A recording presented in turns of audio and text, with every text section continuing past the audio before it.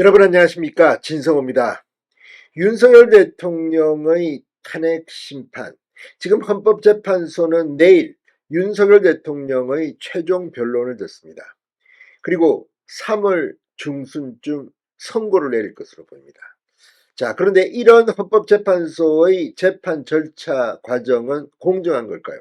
그렇지 않습니다. 지금 최종 변론을 하기 위해서는 안 된다.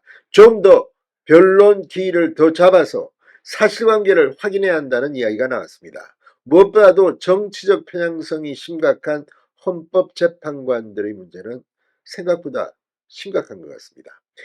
자, 지금 한국 헌법론의 저자, 지금 이 대학에서 헌법학의 교과서로 쓰이는 이 베스트셀러 한국 헌법론의 작가이고 1988년 이 1987년 체제의 헌법에 따라서 헌법재판소를 설립할 때 주도했던 사람 허영 교수가 입을 열었습니다. 자, 그동안 허영 교수는 이 몇몇 신문에 기고를 했습니다. 그런데 이번에는 조선일보와의 와이드 인터뷰를 통해서 그동안 갖고 있던 생각을 털어놓았습니다. 지금의 헌법재판소가 얼마나 위험한지. 자, 허영 교수는 중도적 성향입니다. 그런데 이번 윤 대통령 탄핵과 관련해서는 누구보다도 보수적인 목소리를 내고 있습니다. 그만큼 노학자의 눈에 지금의 헌법재판소는 너무나도 판사로서의 기본 ABC도 지키지 않고 있다. 이런 생각을 하는 모양입니다. 구체적으로 내란죄를 빼면 이건 사기 탄핵이라고 했습니다. 그리고 지금 당장 윤 대통령의 탄핵 결정을 하는 것은 안 된다고 했습니다. 진성호의 융단 폭격 시작합니다. 헌법재판소를 융단 폭격합니다. 자, 나라의 명운이 걸린 사건을 이념 편향적인 일부 판사가 결정하는 비정상적 현상은 우리 헌법 정신의 정면으로 배치된다. 자, 허영 교수가 이 자신의 한국 헌법론 개정판 서문에서 헌법재판소를 작심 비판했습니다. 그만큼 지금 헌법재판소가 문제가 심각하다는 겁니다. 자, 조선일보와의 인터뷰에서 허영 교수는 헌재가 헌법 위에 군림하려 한다. 개탄했습니다. 홍장원 메모, 곽종건 회유 의혹 등 실체적 진실 규명이 없는 선고는 큰 저항을 부를 것이다. 지금 이 문제, 지금 어떤 결정이 나든 국민들은 분열될 것이다. 특히 이런 식으로 절차적 정당성을 잃은 헌법재판소에 대해서 국민들이 어떻게 반응할 것인지 걱정하는 사람들이 많습니다. 자, 비상계엄 이후 헌법서 판매, 이게 크게 는 이유가 뭘까요? 헌법은 한 나라의 통치 질서의 큰 흐름을 규정하는, 규범적으로 이끌어가는 법입니다. 자, 국민이 헌법을 읽어야 하는 이유라고 허영 교수는 말합니다. 일국의 대통령 파면 여부를 결정하는 심판을 뭔가에 쫓겨 서둘러 끝내려고만 하기 때문에 헌법재판소의 이념 편향성을 우려한다고 했습니다. 중립성을 잃은 헌재의 심판이 국민의 승복을 받아낼 수 있을지 걱정이다. 헌법재판소가 법을 위반한 사유가 10가지가 넘는다고 했던 허영 교수는 공판 준비기일을 일방적으로 진행한 것부터 피고인의 증인신문 참여권을 막은 것, 그러니까 윤 대통령이 질문도 못하겠습니다. 진술이 바뀐 증언을 증거로 채택한 것까지 한두 가지가 아니다.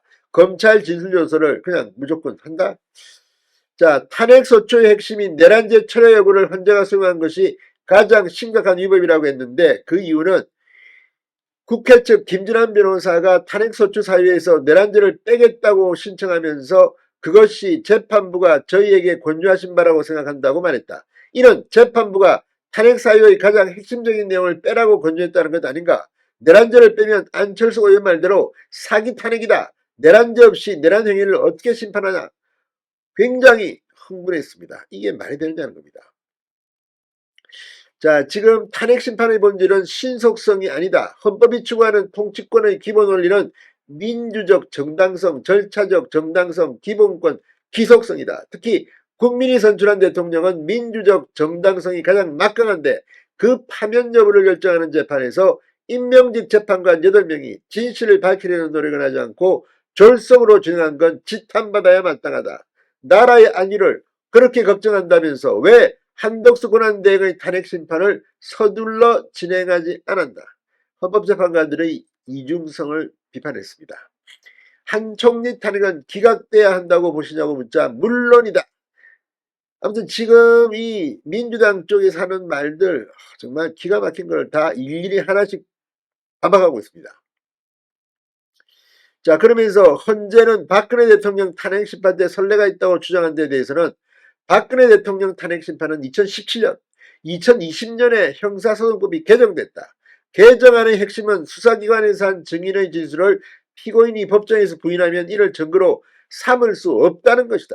헌법의 대원칙인 무죄 추정의 원칙, 공판 중심주의 때문이다.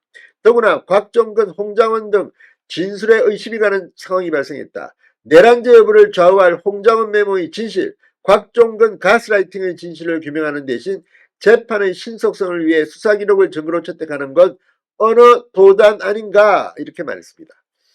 아무튼 지금 이 노학자의 인터뷰 하나하나 얼마나 헌법재판소가 개판인가를 지적하고 있습니다. 자, 지금 이 여러 가지 이야기들 무엇보다도 이 대통령의 구속 이것도 참 문제입니다.